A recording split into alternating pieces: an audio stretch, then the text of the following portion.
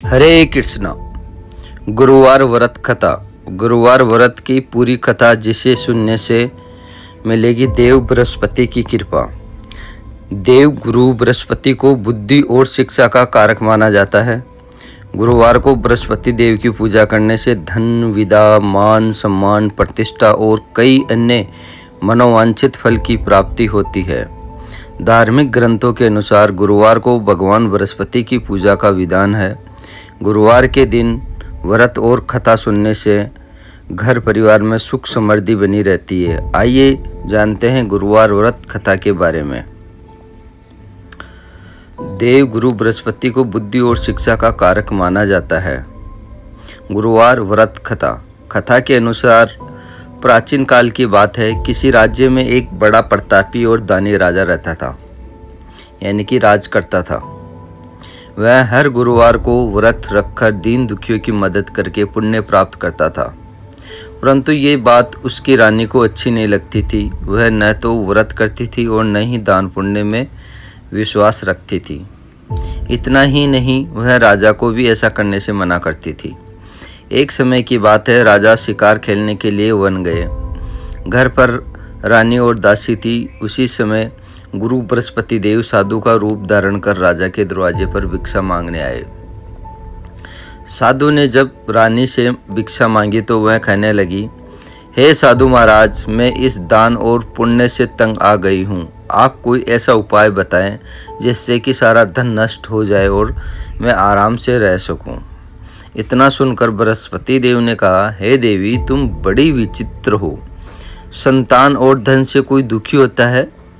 अगर अधिक धन है तो इसे शुभ कार्यों में लगाओ। कुंवारी कन्याओं का विवाह कराओ।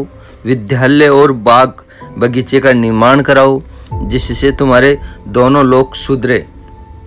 परंतु साधु की इन बातों से रानी को खुशी नहीं हुई। उसने कहा कि मुझे ऐसे धन की आवश्यकता नहीं है जिससे मैं दान दूं और जिसे संभालने में मेरा सारा समय नष्ट हो जाए। तब साधु ने कहा, अगर तुम्हारी ऐसी इच्छा है तो मैं जैसा तुम्हें बताता हूँ तुम वैसा ही करना। गुरुवार के दिन तुम घर को गोबर से लीपना, अपने बालों को पीली मिट्टी से धोना, राजा से हजामत बनाने को कहना, भोजन में मांसपेशियां मदिरा का प्रयोग करना, कपड़े धोबी के यहाँ धुलने देना। इस प्रकार 7 बृहस्पतिवार करने से तुम्हारा समस्त धन नष्ट हो जाएगा। इतना कहकर साधु के रूप में बृहस्पति देव अंतर्ध्यान हो गए।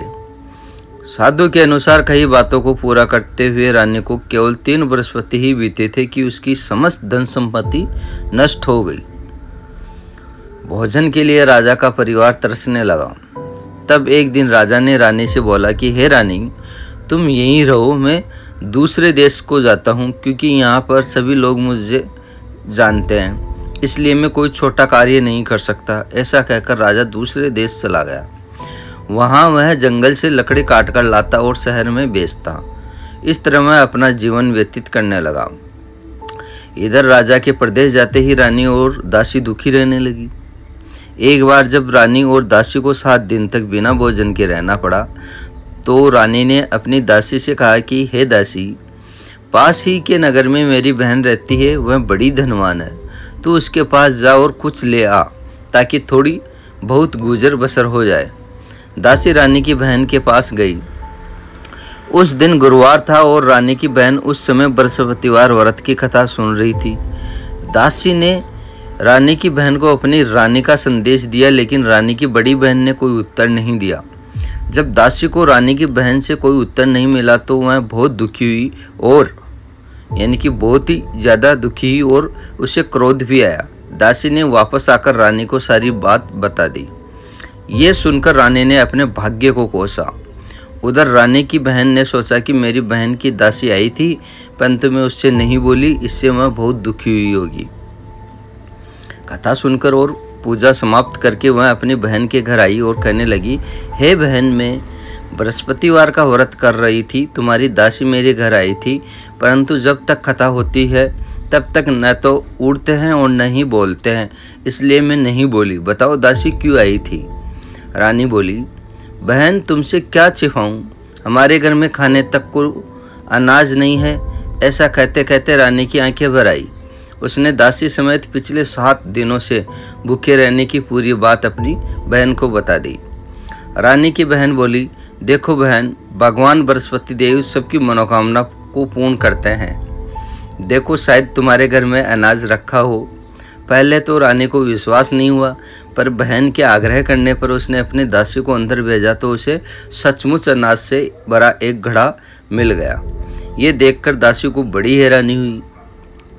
दासी रानी से कहने लगी, हे रानी, जब हमको भोजन नहीं मिलता तो हम व्रत ही तो करते हैं, इसलिए क्यों न इनसे व्रत और कथा की विधि पूछ ली जाए ताकि हम भी व्रत कर सके।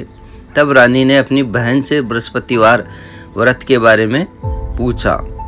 उसके बहन ने बताया कि बृहस्पतिवार के व्रत में चने की दाल और मुनक्का केले की जड़ में अर्पित करे, केले के पेड़ की जड़ में, तथा दीपक जलाए, व्रत कथा सुने और पीला भोजन ही करे। इससे बृहस्पति देव और भगवान विष्णु प्रसन्न होते हैं। व्रत और पूजा की विधि बताकर रानी की बहन अपने घर को लौट गई। 7 दिन के बाद जब गुरुवार आया तो रानी और दासी ने व्रत रखा। वह गुड़साल में जाकर चना और गुड़ लेकर आई, फिर उससे केले की जड़ तथा विष्णु भगवान की पूजा की। अब पीला भोजन की चिंता को लेकर दोनों बहुत दुखी हुई, क्योंकि उन्होंने व्रत रखा था, इसलिए बृहस्पति देव उनसे प्रसन्न थे। वह एक साधारण व्यक्ति का रूप धारण कर 2 थालों में पीला भोजन दासी को दे गए। भोजन पाकर दासी प्रसन्न हुई और फिर रानी के साथ मिलकर भोजन ग्रहण किया। उसके बाद वह सभी गुरुवार को व्रत और पूजा करने लगी। बृहस्पति देव की कृपा से उनके पास फिर से धन संपत्ति आ गई, परंतु रानी फिर से पहले की तरह आलस्य करने लगी। तब दासी बोली, देखो रानी, तुम पहले भी इस प्रकार आलस्य करती थी। तुम्हें धन रखने में कष्ट होता था, इस कारण सभी धन नष्ट हो गया, और अब जब देव बृहस्पति की कृपा से धन मिला है तो तुम्हें फिर से आलस्य होने लगा। रानी को समझाते हुए दासी कहती है कि बड़ी मुसीबतों के बाद हमने ये धन पाया है, इसलिए हमें दान पुण्य करना चाहिए, भूखों को भोजन कराना चाहिए और धन को शुभ कार्यों में खर्च करना चाहिए। इससे तुम्हारे कुल का यश बढ़ेगा, स्वर्ग की प्राप्ति होगी और पितर प्रसन्न होंगे। दासी की बात सुनकर रानी अपना धन शुभ कार्यों में खर्च करने लगी। इससे पूरे नगर में उसका यश बढ़ने लगा। बृहस्पतिवार व्रत कथा के बाद श्रद्धा के साथ आरती की जानी चाहिए।